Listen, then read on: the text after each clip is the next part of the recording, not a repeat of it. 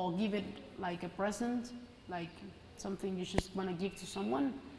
If it's an intention behind that, you can make art from that, for us, it's fine.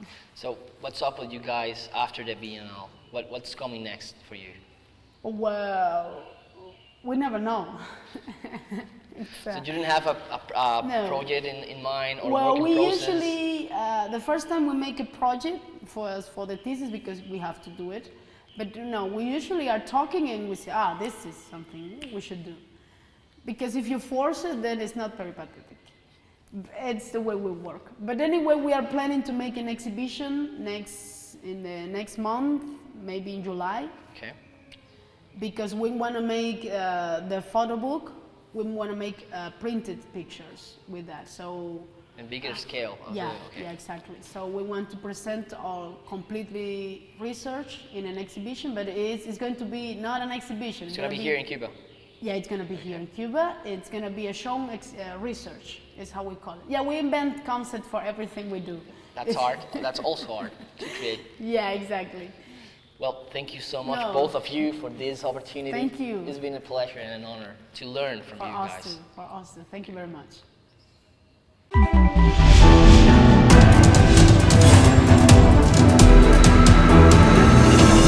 Una batalla como la que ustedes van a librar, como la que va a librar este ejército armado de lápices y de cartillas, no se ha librado nunca.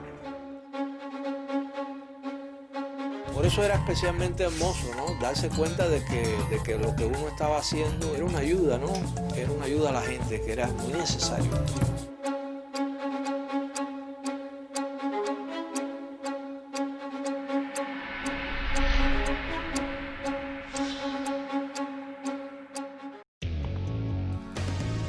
A review of the world news that investigates, incites analysis, and induces criticism, because every event has a context. Pusimos el punto en I. Dot in the eye. Saturdays, only on TeleSUR. Una travesía para descubrirnos.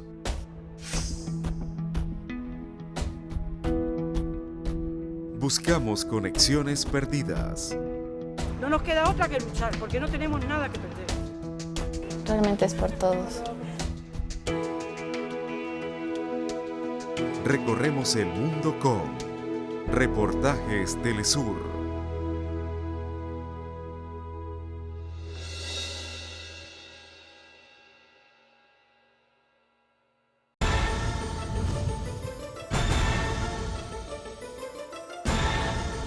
Who's moving the chessmen?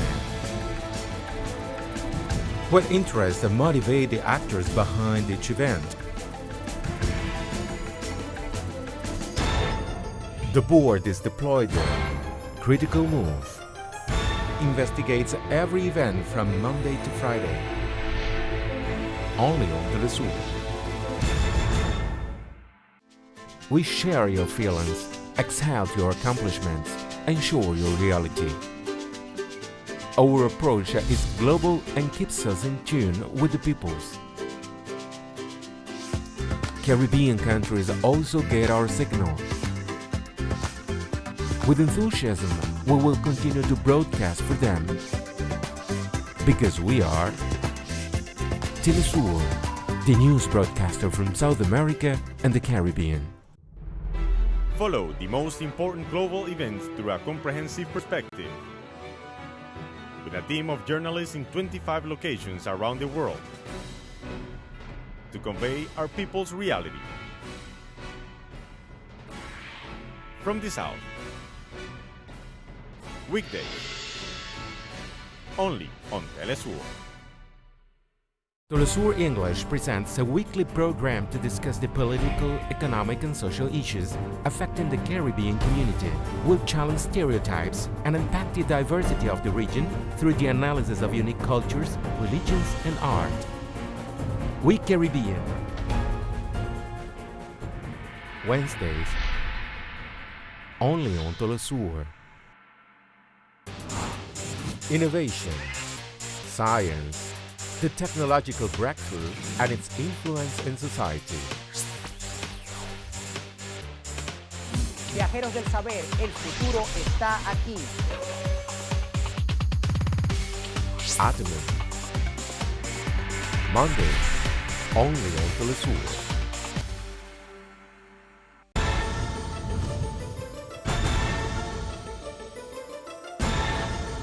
Who's moving the chessmen?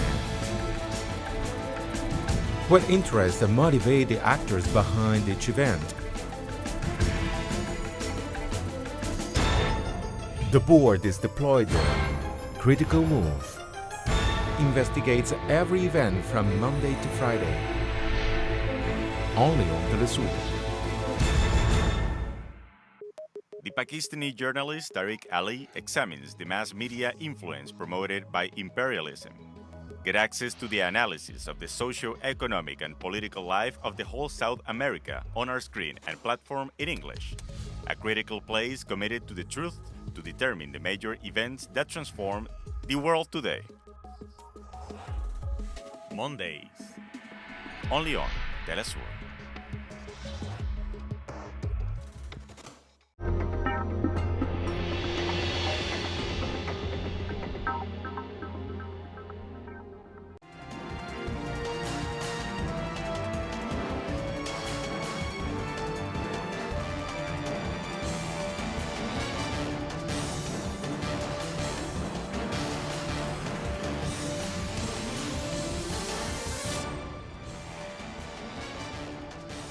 Hello and welcome to We Caribbean, a special program in which we discuss and analyze the issues affecting the region, giving a voice to those who are impacted.